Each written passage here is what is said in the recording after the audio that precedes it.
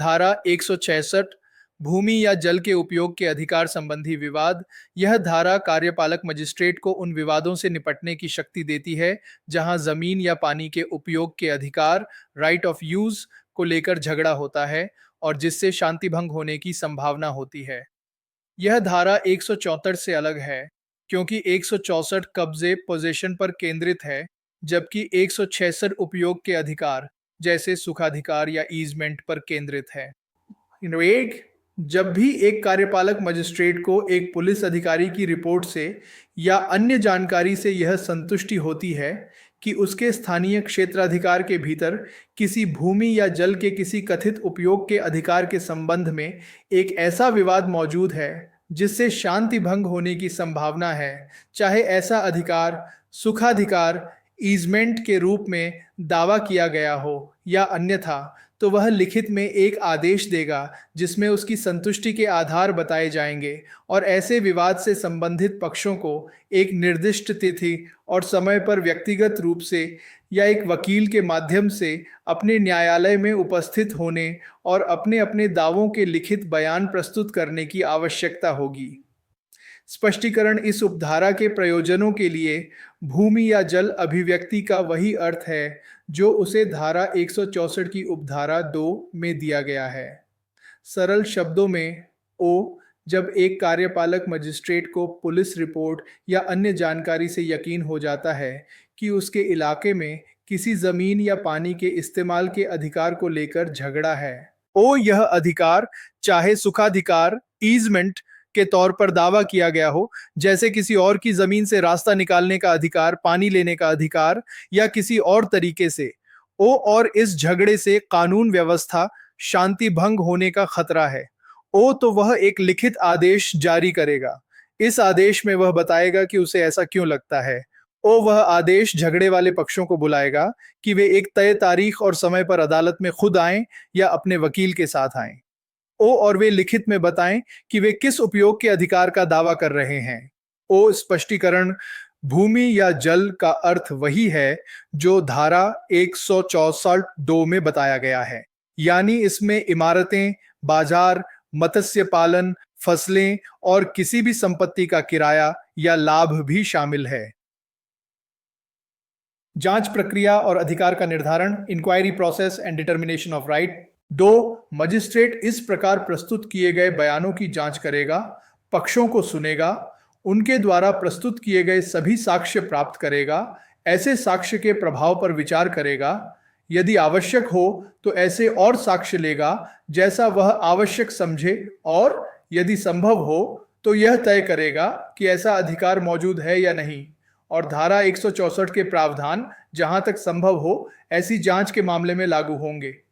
सरल शब्दों में, मजिस्ट्रेट पक्षों के लिखित बयान पढ़ेगा, उन्हें सुनेगा, उनके पेश किए गए सभी सबूत लेगा, उन सबूतों पर विचार करेगा, अगर उसे जरूरी लगे तो और सबूत भी ले सकता है, और यदि संभव हो तो वह यह तय करेगा कि जिस उपयोग के अधिकार का दावा किया जा रहा है वह वास्तव में मौजूद है या नहीं। इस जांच में धारा 164 के प्रावधान भी लागू होंगे जहां तक वे इस संदर्भ में फिट बैठते हों, जैसे पक्षों को बुलाना, लिखित बयान लेना आदि।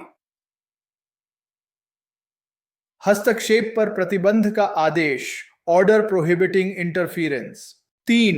यदि ऐसे मजिस्ट्रेट को यह प्रतीत होता है कि ऐसे अधिकार मौजूद हैं तो वह ऐसे अधिकार के प्रयोग में किसी भी हस्तक्षेप को प्रतिबंधित करने का आदेश दे सकता है, जिसमें उचित मामले में ऐसे किसी भी अधिकार के प्रयोग में किसी भी बाधा को हटाने का आदेश भी शामिल है, परंतु यह कि ऐसा कोई भी आदेश नहीं दिया जाएगा जहां अधिकार वर्ष के सभी समय में प्रयोग किया जा सकता है, जब तक कि ऐसे अधिकार का प्रयोग उपधारा 1 के तहत पुलिस अधिकारी की रिपोर्ट या जांच शुरू करने वाली अन्य जानकारी प्राप्त होने से ठीक 3 महीने पहले नहीं किया गया हो, या जहां अधिकार केवल विशेष मौसमों में या विशेष अवसरों पर प्रयोग किया जा सकता है, जब तक कि ऐसे अधिकार का प्रयोग ऐसे प्राप्त होने से पहले, ऐसे मौसमों में से अंतिम में या ऐसे अवसरों में से अंतिम पर नहीं किया गया हो।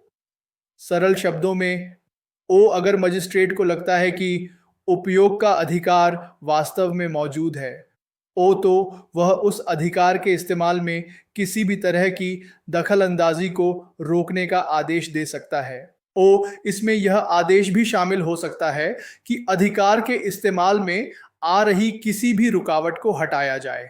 ओ विशेष प्रावधान प्रोविजो मजिस्ट्रेट ऐसा आदेश कुछ शर्तों के तहत ही देगा। यदि अधिकार पूरे साल कभी भी इस्तेमाल किया जा सकता है तो आदेश तभी दिया जाएगा जब उस अधिकार का इस्तेमाल पुलिस रिपोर्ट जानकारी मिलने से ठीक 3 महीने पहले किया गया हो। यदि अधिकार केवल खास मौसमों या अवसरों पर इस्तेमाल किया जा सकता है तो आदेश तभी दिया जाएगा जब उस अधिकार का इस्तेमाल ऐसी जानकारी मिलने से ठीक पहले वाले आखिरी मौसम या आखिरी अवसर पर किया गया हो। यह शर्त यह सुनिश्चित करती है कि केवल हाल ही में प्रयोग किए गए या सक्रिय अधिकारों के संबंध में ही आदेश दिए जाएं, न कि पुराने या अप्रयुक्त अधिकारों के लिए। कार्यवाही को स्थानांतरित करने की शक्ति पावर टू ट्रांसफर प्रोसीडिंग्स। 4 जब धारा 164 की उपधारा 1 के तहत शुरू की गई किसी भी कार्यवाही में मजिस्ट्रेट पाता है कि विवाद भूमि या जल के उपयोग के कथित अधिकार के संबंध में है तो वह अपने कारणों को दर्ज करने के बाद कार्यवाही को ऐसे जारी रख सकता है जैसे कि वे उपधारा 1 के तहत शुरू की गई थी। और जब उपधारा 8 के तहत शुरू की गई किसी भी कार्यवाही में मजिस्ट्रेट पाता है कि विवाद को धारा 164 के तहत निपटाया जाना चाहिए तो वह अपने कारणों को दर्ज करने के बाद कार्यवाही को ऐसे जारी रख सकता है जैसे कि वे धारा 164 की उपधारा एंग्स के तहत शुरू की गई थी। सरल शब्दों में अगर मजिस्ट्रेट ने धारा 164 कब्जे का विवाद के तहत कोई केस शुरू किया था लेकिन उसे पता चलता है कि असली झगड़ा उपयोग के अधिकार के बारे में है तो वह अपने कारण लिखकर उस केस को धारा 166 उपयोग के अधिकार का विवाद के तहत जारी रख सकता है। और अगर मजिस्ट्रेट ने धारा 166 उपयोग के अधिकार का विवाद के तहत कोई केस शुरू किया था लेकिन उसे पता चलता है कि असली झगड़ा कब्जे के बारे में है और धारा 166 के तहत निपटाया जाना चाहिए तो वह अपने कारण लिखकर उस केस को धारा 170 कब्जे का विवाद के तहत जारी रख सकता है। यह लचीलापन सुनिश्चित करता है कि मामला सही कानूनी प्रावधान के तहत निपटाया जाए भले ही शुरू में गलत धारा में दर्ज हो गया हो। संक्षेप में धारा 166 कार्यपालक मजिस्ट्रेटों को उन जटिल भूमि या जल विवादों से निपटने की शक्ति प्रदान करती है जो उपयोग के अधिकार से संबंधित हैं और जिनसे शांति भंग होने का खतरा है। यह धारा मजिस्ट्रेट को जांच करने, अधिकार के अस्तित्व का निर्धारण करने और उसके उपयोग में हस्तक्षेप को रोकने का आदेश देने में सक्षम बनाती है, जबकि यह भी सुनिश्चित करती है कि केवल सक्रिय और हाल ही में प्रयोग किए गए अधिकारों पर ही विचार किया जाए। इसके अलावा यह धारा 164 के साथ समन्वय सुनिश्चित करती है ताकि मामले को सही कानूनी ढांचे के तहत निपटाया जा सके। धारा 157 स्थानीय जांच। यह धारा उन प्रावधानों का वर्णन करती है जिनके तहत भूमि या जल संबंधी विवादों में शांति भंग को रोकने के लिए मजिस्ट्रेट द्वारा स्थानीय जांच लोकल इंक्वायरी करवाई जा सकती है। साथ ही उसके खर्चों और रिपोर्ट के उपयोग से संबंधित नियम भी बताती है। 1. जब भी धारा 164, धारा 165 या धारा 166 के प्रयोजनों के लिए एक स्थानीय जांच आवश्यक हो, एक जिला मजिस्ट्रेट या उप विभागीय मजिस्ट्रेट अपने अधीनस्थ किसी मजिस्ट्रेट को जांच करने के लिए प्रतिनियुक्त कर सकता है और उसे ऐसे लिखित निर्देश प्रदान कर सकता है जो उसके मार्गदर्शन के लिए आवश्यक प्रतीत हो और यह घोषित कर सकता है कि जांच के आवश्यक खर्चों का पूरा या कोई हिस्सा किसके द्वारा भुगतान किया जाएगा। सरल शब्दों में जब धारा 164 कब्जे का विवाद, धारा 165 कुर्की और रिसीवर या धारा 166 उपयोग के अधिकार का विवाद के मामलों में मौके पर जाकर जांच, स्थानीय जांच करना जरूरी हो। तो एक जिला मजिस्ट्रेट या उप विभागीय मजिस्ट्रेट अपने अधीनस्थ किसी भी मजिस्ट्रेट को यह जांच करने का काम सौंप सकता है, प्रतिनियुक्त कर सकता है। वह उसे लिखित में निर्देश भी दे सकता है ताकि जांच सही तरीके से हो सके। और यह भी तय कर सकता है कि इस जांच में आने वाला कुल खर्च या उसका कुछ हिस्सा कौन देगा। जांच रिपोर्ट और खर्चों का निर्धारण। 2, इस प्रकार प्रतिनियुक्त व्यक्ति की रिपोर्ट को मामले में साक्ष्य एविडेंस के रूप में पढ़ा जा सकता है। सरल शब्दों में, जो मजिस्ट्रेट जांच करने जाएगा उसकी रिपोर्ट को कोर्ट में सबूत के तौर पर इस्तेमाल किया जा सकता है। 3, जब धारा 164, धारा 165 या धारा 166 के तहत कार्यवाही में किसी भी पक्ष द्वारा कोई खर्च किया गया है तो निर्णय पारित करने वाला मजिस्ट्रेट यह निर्देश दे सकता है कि ऐसे खर्चों का भुगतान किसके द्वारा किया जाएगा, चाहे ऐसे पक्ष द्वारा या कार्यवाही के किसी अन्य पक्ष द्वारा, और चाहे पूर्णतः या आंशिक रूप से या अनुपातिक रूप से, और ऐसे खर्चों में गवाहों और अधिवक्ताओं एडवोकेट्स की फीस के संबंध में किए गए कोई भी खर्च शामिल हो सकते हैं जिन्हें न्यायालय उचित समझे। सरल शब्दों में, जब धारा 164, 164 या 166 के तहत किसी मामले में किसी पक्ष ने कोई खर्च किया हो, जैसे गवाहों को बुलाने में, वकील की फीस में, तो फैसला सुनाने वाला मजिस्ट्रेट यह तय कर सकता है कि यह खर्च कौन भरेगा। यह खर्च उसी पक्ष को भरना पड़ सकता है जिसने खर्च किया था या किसी दूसरे पक्ष को भी। खर्च पूरा भरा जाएगा या उसका कुछ हिस्सा या आनुपातिक रूप से, यह भी मजिस्ट्रेट तय करेगा। इन खर्चों में गवाहों पर हुए खर्च और वकीलों की फीस भी शामिल हो सकती है अगर अदालत उन्हें उचित मानती है। संक्षेप में, धारा 157 यह सुनिश्चित करती है कि भूमि या जल विवादों में जहां शांति भंग का खतरा हो, आवश्यक स्थानीय जांच प्रभावी ढंग से हो सके। यह मजिस्ट्रेटों को जांच का काम सौंपने, मार्गदर्शन देने और जांच के साथ साथ कार्यवाही से जुड़े खर्चों का न्याय संगत निर्धारण करने का अधिकार देती है, जिससे कानूनी प्रक्रिया सुचारू और निष्पक्ष बनी रहे। धारा 168 पुलिस द्वारा संज्ञेय अपराधों को रोकना। यह धारा पुलिस अधिकारियों के एक महत्वपूर्ण कर्तव्य और शक्ति को परिभाषित करती है। संज्ञेय अपराधों, कॉग्नाइजेबल ऑफेंसेस को रोकना। प्रत्येक पुलिस अधिकारी संज्ञेय अपराध को घटित होने से रोकने के उद्देश्य से हस्तक्षेप कर सकता है और अपनी सर्वोत्तम क्षमता के अनुसार किसी भी संज्ञेय अपराध को घटित होने से रोकेगा। सरल शब्दों में, हर पुलिस अधिकारी को यह अधिकार है कि वह संज्ञेय अपराधों को होने से रोकने के लिए बीच बचाव इंटरवीन करे। और यह उसका कर्तव्य भी है कि वह अपनी पूरी कोशिश करके किसी भी संज्ञेय अपराध को होने से रोके। संज्ञेय अपराध, कॉग्नाइजेबल ऑफेंस क्या है? संज्ञेय अपराध वे गंभीर अपराध होते हैं जिनमें पुलिस अधिकारी बिना वारंट के किसी आरोपी को गिरफ्तार कर सकता है और बिना मजिस्ट्रेट की अनुमति के जांच शुरू कर सकता है। उदाहरण: हत्या, डकैती, बलात्कार, गंभीर चोट पहुंचाना आदि। इस धारा का महत्व: यह धारा पुलिस को प्रोएक्टिव भूमिका निभाने का अधिकार देती है, न कि केवल अपराध होने के बाद प्रतिक्रिया देने का। और इसका उद्देश्य अपराधों को घटित होने से पहले ही रोकना है, जिससे सार्वजनिक शांति और सुरक्षा बनी रहे। यह पुलिस अधिकारियों को तत्काल कार्रवाई करने का कानूनी आधार प्रदान करती है जब उन्हें किसी संज्ञेय अपराध के होने की संभावना दिखती है।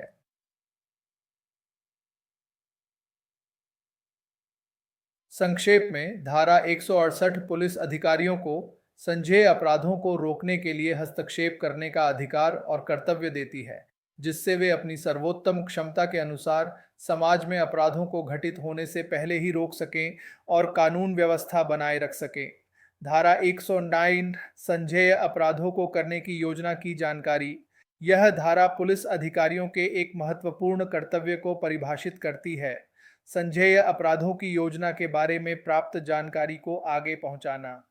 प्रत्येक पुलिस अधिकारी जिसे किसी संज्ञेय अपराध को करने की योजना डिजाइन की जानकारी प्राप्त होती है, वह ऐसी जानकारी अपने अधीनस्थ पुलिस अधिकारी को और किसी अन्य अधिकारी को भी देगा जिसका कर्तव्य ऐसे किसी अपराध को होने से रोकना या संज्ञान लेना है।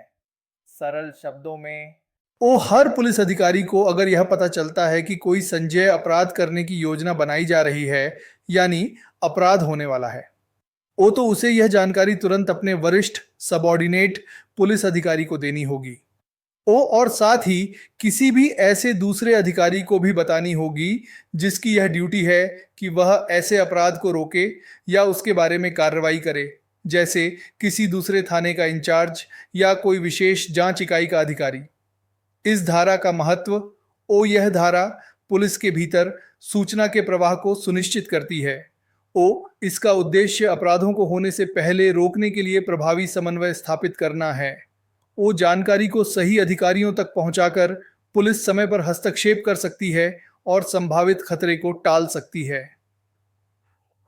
संक्षेप में, धारा 159 प्रत्येक पुलिस अधिकारी के लिए यह अनिवार्य करती है कि वह किसी भी संज्ञेय अपराध को अंजाम देने की योजना से संबंधित जानकारी को अपने वरिष्ठों और संबंधित अधिकारियों के साथ साझा करे ताकि समय रहते अपराध को रोका जा सके। धारा 170 संज्ञेय अपराधों को घटित होने से रोकने के लिए गिरफ्तारी। यह धारा पुलिस अधिकारियों को संज्ञेय अपराधों को होने से रोकने के लिए तत्काल गिरफ्तारी करने की शक्ति देती है।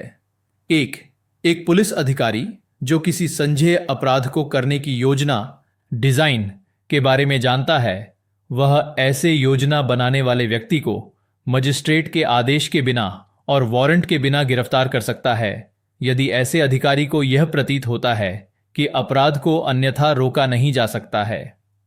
सरल शब्दों में, अगर एक पुलिस अधिकारी को पता चलता है कि कोई व्यक्ति संज्ञेय अपराध करने की योजना बना रहा है, और उस अधिकारी को यह यकीन हो जाता है कि अगर उस व्यक्ति को तुरंत गिरफ्तार नहीं किया गया तो अपराध को रोका नहीं जा सकता है, तो वह पुलिस अधिकारी मजिस्ट्रेट के आदेश के बिना और गिरफ्तारी वारंट के बिना भी उस व्यक्ति को गिरफ्तार कर सकता है। मुख्य बातें। यह शक्ति केवल संज्ञेय अपराधों पर लागू होती है। गिरफ्तारी का उद्देश्य अपराध को रोकना है, न कि अपराध होने के बाद सजा देना। पुलिस अधिकारी को यह दृढ़ता से महसूस होना चाहिए कि गिरफ्तारी के बिना अपराध को रोका नहीं जा सकता। हिरासत की अवधि, पीरियड ऑफ डिटेंशन।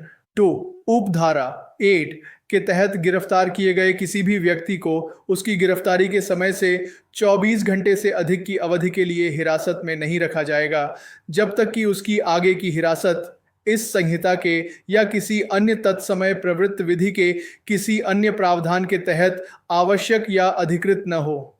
सरल शब्दों में, जो व्यक्ति इस धारा के तहत गिरफ्तार किया गया है उसे गिरफ्तारी के समय से लेकर 24 घंटे से ज्यादा समय तक पुलिस हिरासत में नहीं रखा जा सकता है। अपवाद, अगर किसी दूसरे कानून के तहत उसकी आगे की हिरासत जरूरी या वैध हो तो यह 24 घंटे की सीमा लागू नहीं होगी। महत्व, यह प्रावधान व्यक्ति की स्वतंत्रता के अधिकार की रक्षा करता है और सुनिश्चित करता है कि पुलिस इस विशेष शक्ति का दुरुपयोग न करे। 24 घंटे के भीतर व्यक्ति को मजिस्ट्रेट के सामने पेश करना होता है। संक्षेप में, धारा 170 पुलिस अधिकारियों को संभावित संज्ञेय अपराधों को रोकने के लिए एक महत्वपूर्ण निवारक शक्ति प्रदान करती है जिससे वे तत्काल कार्रवाई कर सकें। हालांकि यह धारा व्यक्ति को 24 घंटे से अधिक समय तक बिना न्यायिक अनुमोदन के हिरासत में रखने से रोककर व्यक्तिगत स्वतंत्रता की सुरक्षा भी सुनिश्चित करती है।